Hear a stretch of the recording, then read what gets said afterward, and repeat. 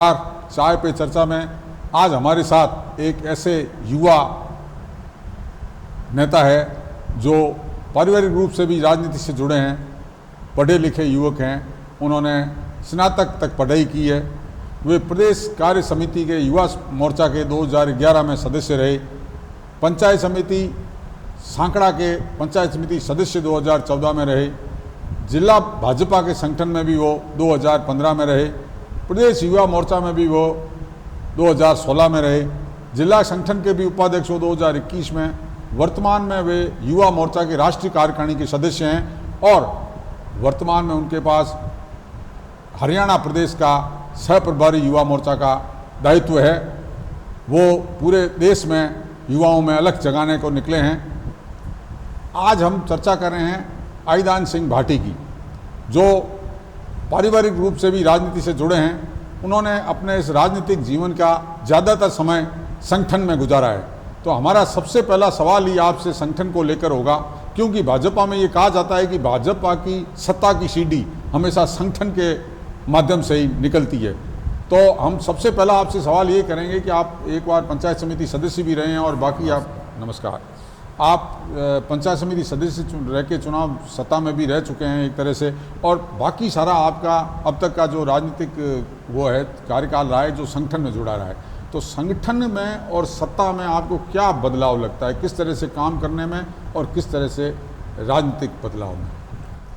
संगठन और सत्ता दोनों अलग अलग चीज़ें हैं। हमारी पार्टी में कभी भी सत्ता को लेकर काम नहीं हुआ।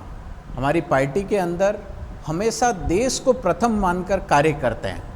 हम संगठन के अंदर जब कार्य करते रहते हैं, उसके बाद के अंदर जब भी पार्टी को लगता है तो वो चुनाव लड़वाती है, और चुनाव के साथ में वो व्यक्ति जब काम करने निकलता है तो उसके लिए हमेशा देश प्रथम रहता है। देश को आगे रखकर ही सारे लोग कार्य करते हैं। आपको नहीं लगता कि चुनाव में तात्कालिक परिस्थितियां ज़्यादा महत्वपूर्ण रहती है, कि तात्कालिक परिस्थितियां क्या हुई है उस पर ही चुनाव की हार जीत का? मुझे ये लगता है कि अब जनता बहुत ही जागरूक है और समझदार भी है।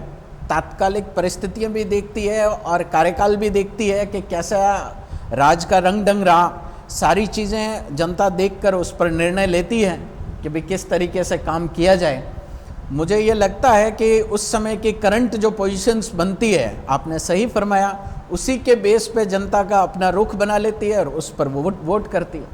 आज देश में, चूँकि आप युवा हैं, आज देश में जिस तरह की विश्व में अगर बात करें तो भारत एक ऐसा देश है जिसमें सर्वाधिक युवा हैं। तो युवा के लिए इस देश में बहुत भविष्य है, और भाजपा के जो प्रधानमंत्री है नरेंद्र मोदी और अमित शाह, ये भी युवाओं को आगे लाकर राजनीति में लाना चाहते हैं। युवा की ये तय माना जाता है कि भाई युवा में ओजस्व ज़्यादा है, वो काम करने की क्षमता ज़्यादा है। तो इसको लेकर आपका क्या कहना है कि युवाओं का क्या भविष्य है? निश्चित तौर पर युवाओं का भविष्य भारतीय जनता पार्टी में बहुत सुनहरा भविष्य है। और मैं आपको मुझे भी बताते हुए बहुत खुशी हो रही कि मैं जिस संगठन में काम करता हूँ उस संगठन को यदि आप देखेंगे तो मेरे हिसाब से हमारे जो राष्ट्रीय अध्यक्ष है तेजस्वी जी सूर्या, वो 33 साल के हैं मात्र। हमारी टीम के अंदर कोई भी 35 वर्ष से ऊपर का व्यक्ति नहीं है। अब युवा कांग्रेस में 55 साल का राहुल गांधी जी युवा हो सकते हैं, लेकिन भारतीय जनता पार्टी की कैटेगरी जो है वो वास्तविकता में युवाओं पर काम करते हैं। जिस तरह के हालात इन दिनों प्रदेश में है, प्रदेश में कानून व्यवस्था पूरी तरह से चरमराई है। इस तरह ऐसा लगता है कि जैसे राज्य में, राजस्थान में कोई राज्य नहीं है, सत्ता नहीं है, कोई यूं ही चल रहा है राज्य। तो इस संबंध में आपका क्या कहना है? निश्चित तौर पे ये दुर्भाग्य है। ऐसा मैं पिछले 20 साल का रिकॉर्ड बता सकता हूँ कि राजस्थान के इतिहास में कभी इस तरीके की अराजकता कभी नहीं फैली। जो राजस्थान के अंदर अभी के हालात हैं, मैं तो कहता हूँ नैतिकता के आधार पे मुख्यमंत्री जी को गृह मंत्री पद से इस्तीफा दे देना चाहिए। क्या इनके पास में कोई भी काबिल व्यक्ति नहीं है जो कम से कम गृह मंत्री का पद संभाल सके? जब मुख्यमंत्री से राजस्थान की कानून व्यवस्था संभल ही नहीं रही है तो क्यों उस पद से मोह लेकर बैठे हैं? क्यों उस पर किसी भी अन्य व्यक्ति को वो कांग्रेस के अंदर नहीं समझते हैं कि वो गृह मंत्री का पदभार संभाल सकते हैं। इनकी अंतर कलह की वजह से, इनके एक दूसरे को मुख्यमंत्री बनाने और मुख्यमंत्री की कुर्सी बचाने की वजह से इन्होंने राजस्थान की स्थिति बहुत बदतर कर दी। हमारा राजस्थान ऐसा पहले कभी नहीं था, बहुत खुशहाल और बहुत सुंदर राजस्थान था। आज देश के अपराधियों के अंदर यदि सूची में नाम दें तो राजस्थान कहीं पहले, दूसरे, तीसरे पायदान पे खड़ा है। इसमें सभी राजस्थान वासियों को बहुत दुख होता है जब ऐसी सूची में राजस्थान का नाम देखते हैं। आपको नहीं लगता कि राजस्थान में जो वर्तमान स्थिति है उसमें कांग्रेस की आपसी कलह जिस तरह से मुख्यमंत्री और पूर्व उप मुख्यमंत्री के बीच चल रही है, वो भी ये कारण नहीं है कि सत्ता में आज राजस्थान की हालात निश्चित तौर पे आपने बहुत ही बढ़िया बात कही। निश्चित तौर पे ये कारण होता है जब जब सत्ता के अंदर, सत्ता चलाने वाले लोगों के अंदर आपस में कहीं पे भी गठजोड़ पूरी तरीके से सही नहीं होगा, एक दूसरे पे विश्वास नहीं होगा, तो निश्चित तौर पर राजस्थान के अंदर कानून व्यवस्था है और बाकी भी काम में डिफरेंसेस आएंगे ही आएंगे। जब तक सत्ता का मोह छोड़कर आप एक दूसरे की चीज़ों को ठीक करके सरकार को अच्छे से नहीं चलाओगे तो इस ढंग की परिवर्तन और इस ढंग के जहाँ जहाँ अराजकताएं फैल रही है, सारी चीज़ें होनी है निश्चित तौर पे। उसी के आधार पे जैसलमेर की स्थिति मोर और लेस ऐसी है कि आपस के अंदर लड़ने से आज प्रशासन किस प्रकार से काम कर रहा है और जैसलमेर की क्या दुर्दशा हो रखी है, इस पर भी लोगों का पूरा ध्यान है और पब्लिक सब जानती है कि क्या इस जैसलमेर के अंदर खेल हो रहा है। आपने एक बात बढ़िया कही कि प्रदेश से लेकर जिला लेवल पर ये स्थिति है कि कांग्रेस धड़ों में बटी हुई है। मगर अगर भाजपा की बात करें तो भाजपा में भी ऐसा कहा जाता है कि प्रदेश में जिस तरह से मुख्यमंत्री के बहुत सारे चेहरे हैं तो उस चेहरों को लेकर भाजपा में भी गुटबाजी का माहौल है। मुझे लगता है कि गुरुदेव आपसे बेहतर भाजपा को और सारी चीज़ों को कौन जान सकता है। मेरे हिसाब से मुझे ये कहने में कोई अतिशयोक्ति नहीं होगी कि मेरी उम्र से भी ज़्यादा आपका तजुर्बा होगा, लेकिन मैं निश्चित तौर पे आपको कह सकता हूँ, ये विश्वास के साथ मैं कह सकता हूँ, हमें जब खुशी होती है, जब मीडिया ये नाम देती है कि भाजपा के पास में 5 दावेदार हैं, 10 दावेदार हैं, मुझे बहुत खुशी होती है कि हमारे पास में मुख्यमंत्री के दावेदारों की सूची में भारतीय जनता पार्टी में 10-10 लोग काबिल हैं। लेकिन हमारा संगठन, मैं आपको विश्वास दिलाता हूं कि हमारे प्रत्येक व्यक्ति में संगठन का भाव, राजस्थान को लेकर राजस्थान का भाव और देश को लेकर देश का भाव रहता है। जब हमारे संगठन ने निर्णय कर लिया उस समय सभी लोग एक होकर एक व्यक्ति के साथ में लगेंगे और हमारे लिए संगठन प्रथम है, व्यक्ति गौण है। आपने बहुत अच्छी बात कही है कि भाजपा में जब एक निर्णय हो जाता है उससे पहले अगर कुछ भी स्थितियाँ हो, हर एक को अधिकार है अपना दावा रखने का, मगर जब एक बार तय हो जाता है कि किस क्या दायित्व किसको दिया जा रहा है तो उसके बाद सारा ही संगठन एकजुट होकर काम करता है और सिर्फ सत्ता के लिए नहीं, जनता के हित के लिए काम करता है। चाय पे चर्चा पे एक ब्रेक के बाद फिर बात करेंगे आईदान सिंह भाटी से।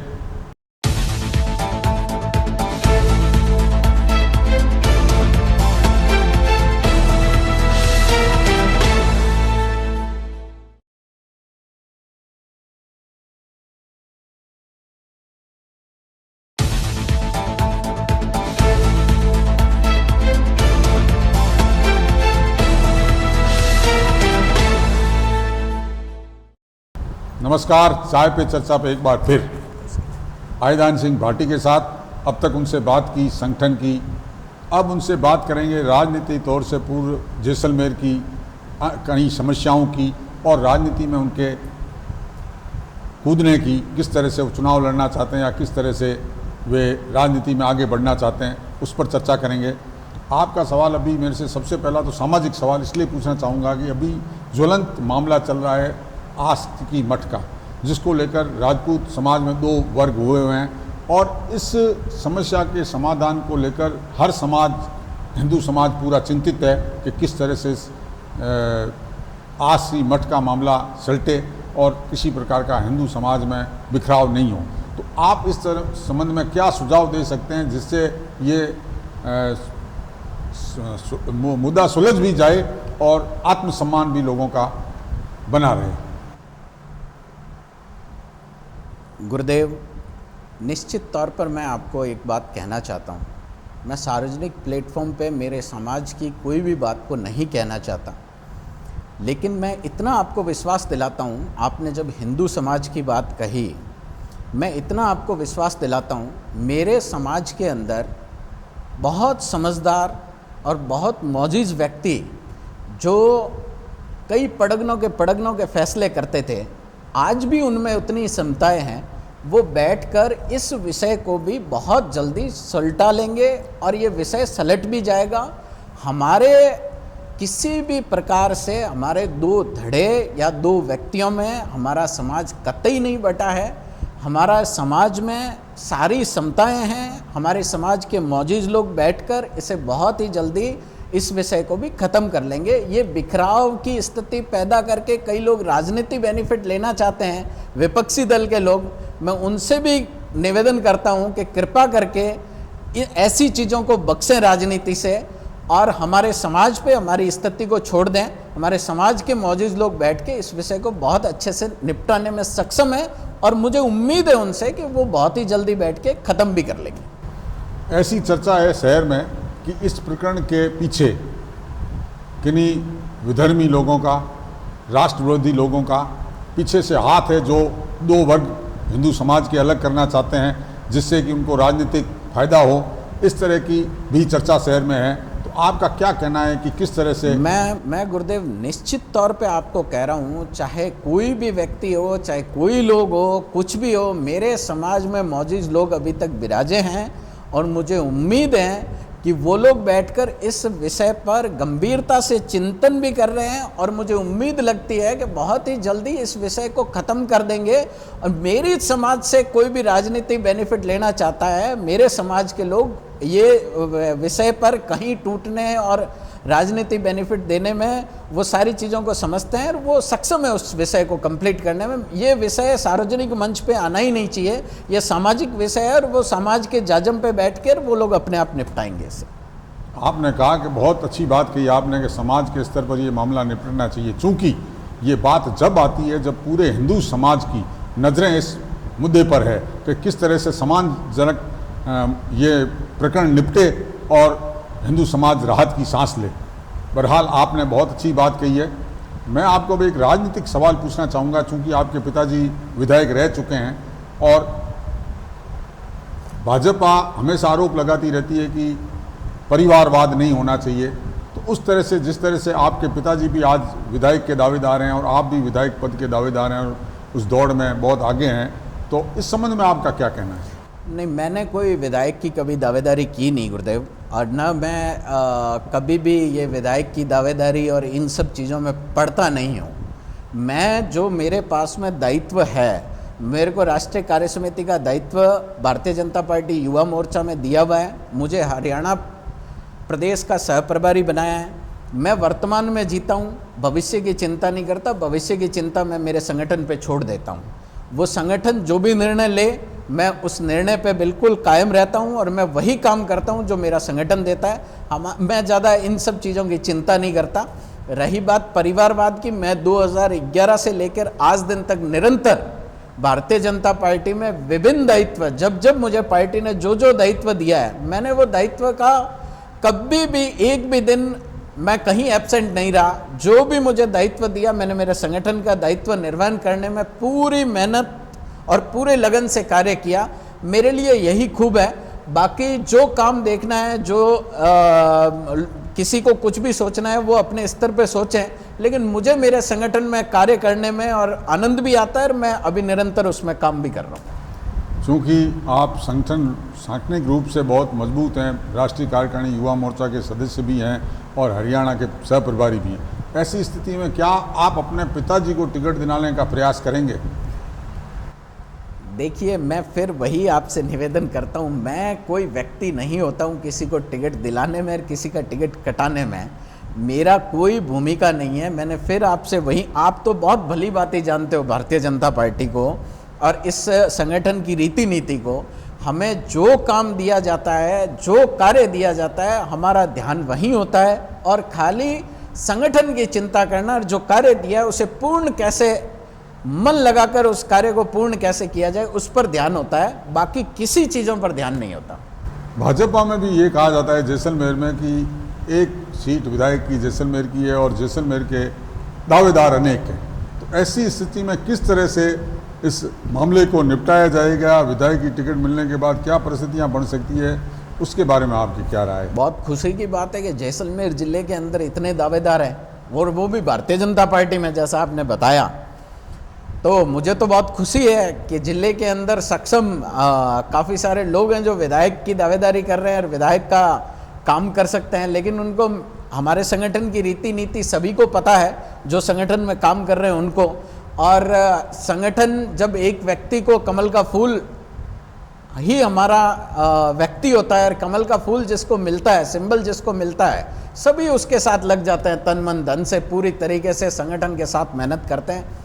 बीजेपी में कहीं कोई विवाद, कहीं कोई स्थिति ऐसी पैदा होती हुई मुझे कहीं दूर दूर तक नहीं दिख रही।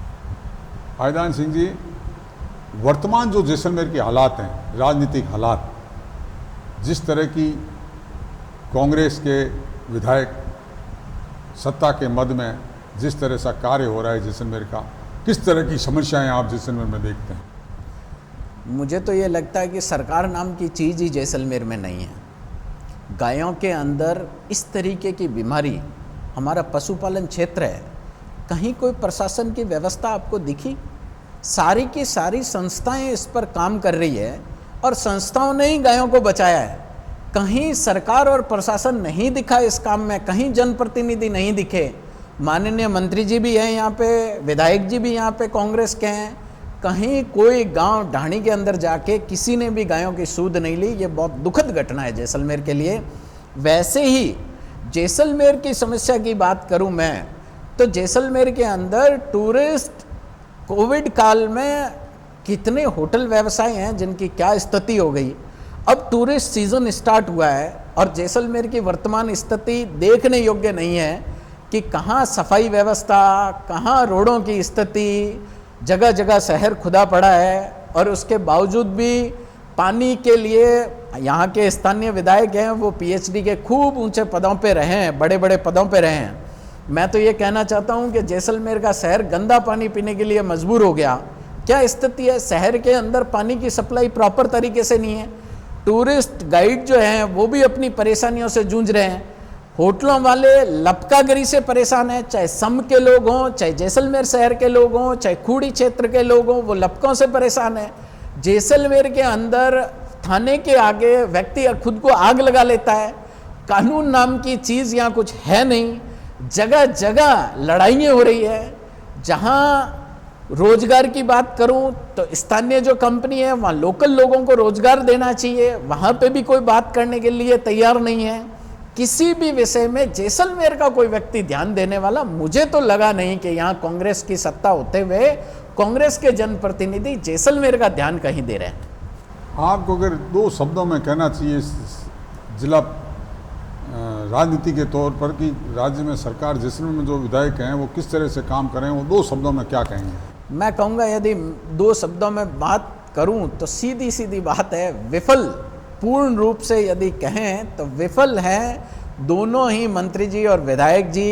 कांग्रेस यहाँ पर कुछ नहीं कर पा रही है। जो आकांक्षी जिले की योजनाओं के तहत केंद्र की जो योजनाएं हैं वही यहाँ पे काम हो रहे हैं। आप मेरे को एक योजना बता दे कांग्रेस का कोई भी प्रवक्ता या कोई भी आदमी कि कांग्रेस की ये स्कीम चल रही है और ये जिले में बेनिफिट हो रहा है।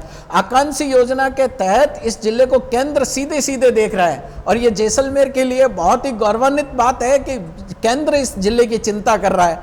आप आ जाइए, इस जिले के अंदर हर घर को नल देने की योजना के तहत जो काम आदरणीय गजेंद्र सिंह जी की टीम पूरी कर रही है, उसके तहत भी ये रोडे अटकाने के काम कर रहे हैं। कहाँ उस योजना को जैसलमेर में प्रथम स्थान पे होना चाहिए जो सबसे निचले पायदान पर है। आप आइए, हॉस्पिटल की बात करूं तो जिले के हॉस्पिटल की क्या स्थिति है। सरकारी हॉस्पिटल के अंदर प्राइवेट हॉस्पिटल में रेफर करने के अलावा और कोई काम नहीं हो रहा है। कहाँ जोधपुर पहुंचे मरीज, किस स्थिति में इस जवाहर चिकित्सालय को आपने छोड़ दिया। आपने यहाँ पर मेडिकल कॉलेज लाने की जो बात केंद्र सरकार ने यहाँ पर इस जिले में मेडिकल कॉलेज लाने के लिए आपको पैसे दे दिए, उस पैसे का आपने अभी तक जमीन अलॉटमेंट करके चिन्हित करके काम स्टार्ट नहीं किया। आप फिर कर क्या रहे हैं सत्ता में बैठकर? आप सोचिए कि इस जिले को कोई संभालने वाला व्यक्ति है, खाली और खाली उसको लड़ाओ इसको लड़ाओ और राजनीति बेनिफिट लो।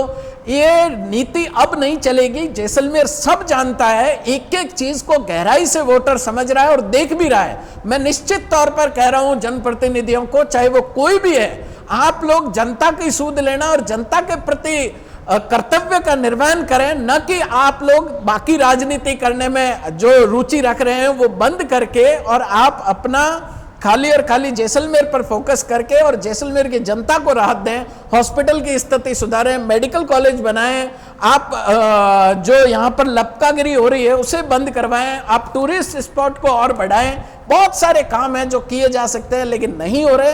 ये दुर्भाग्य है इस जिले का। तो आपको लगता है कि ये सारी चीज़ें जब भाजपा सरकार में आ जाएगी तो ये सारी चीज़ें हल हो जाएंगी? निश्चित तौर पर गुरुदेव, जैसलमेर की इतिहास में उठा के देख लीजिए, जब जब भारतीय जनता पार्टी सत्ता में रही है उन्होंने धरातल स्तर पर काम किया। 2003 से लेकर 2008 के बीच में कम से कम 64,000 भूमिहीनों को मुरबे अलॉटमेंट करने के लिए 26,000 ऑन रिकॉर्ड है कि भूमि अलॉटमेंट हुई लोगों को। उसके बावजूद भी हॉस्पिटल में सबसे ज्यादा काम उस समय हुआ। हॉस्पिटल में एम्बुलेंस तक नहीं थी। पोखरण के हॉस्पिटल में उस समय दोनों क्षेत्र एक थे, हॉस्पिटलों में एम्बुलेंस दी गई। उसके साथ साथ में उस समय तात्कालिक परिस्थिति में डॉक्टर्स भी लगे। उस समय की स्थिति में सबसे ज्यादा स्कूलें क्रमोन्नत हुई। उसके बाद में 8 से 13 से लेके जब भारतीय जनता पार्टी पुनः राज में आई, उस समय भी भरपूर काम हुए। काम की कहीं कोई कमी नहीं रही। और मैं निश्चित तौर पर आज कह रहा हूं कि अब बदलता हुआ भारत है और बदलता हुआ राजस्थान आप देखेंगे। मैं आज इस डेजर्ट स्टॉर्म के न्यूज रूम से आपसे विश्वास के साथ कहता हूं कि इस बार भाजपा आएगी और भाजपा इतनी लंबी आएगी कि आपको हर बार भाजपा दिखेगी। और निश्चित तौर पर जिस प्रकार से देश में काम हो रहे हैं उसी प्रकार से राजस्थान का चहुमुखी विकास होते हुए आप देखेंगे। जनता ऐसी आस के साथ है कि कोई आए और वो हमारी समस्याओं को का निराकरण करे, देवदूत बनकर आए। तो बहुत अच्छी बात कही आपने कि जैसलमेर की आपने अनेक समस्याएं बताई जिससे आम आदमी पीड़ित है, आम आदमी त्रस्त है, आम आदमी को रोज़ाना उससे जूझना पड़ता है। चुनाव में डायरेक्ट भी जुड़े रहते हैं और अगर पिछले 2 साल की 1.5 साल की बात करें 2018 के बाद में, तो आप निश्चित रूप से सांगठनिक रूप से पूरे सक्रिय रहे और नगर परिषद, नगर पालिका पोखरण और पंचायती राज 20 बरस से जो भाजपा से दूर था उसको वापस आप लाए। उसमें आपकी भी अहम भूमिका थी, आपने मेहनत की थी। तो ये किस तरह से हो पाया था? जब पंचायती राज चुनाव में हमारे संगठन ने आदेश किया कि भाई आपको संगठन का कार्य करना है, तो निश्चित तौर पर चुनाव को अलग रख के और जो भी जिसको भी भारतीय जनता पार्टी ने टिकट दी, हम पूरी मेहनत के साथ उनके साथ लगे।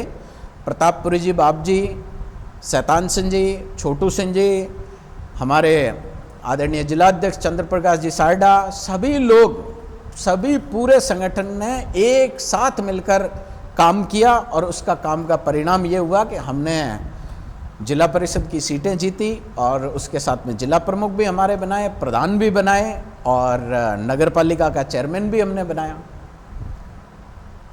युवा मोर्चा के राष्ट्रीय कार्यकारिणी के सदस्य, हमने चाय पे चर्चा की इनसे। ये पूरे इस चर्चा के दौरान बहुत चतुराई से अपने सारे सवालों का जवाब दिया। भाजपा को श्रेष्ठ मानते हुए, कमल के फूल को श्रेष्ठ मानते हुए, संगठन को श्रेष्ठ मानते हुए सारी बात रखी और पूरे सवालों के जवाब चतुराई से दिए। चाय पर एक बार फिर चर्चा करेंगे किसी नए शख्स के साथ। अब तक के लिए इतना ही। धन्यवाद।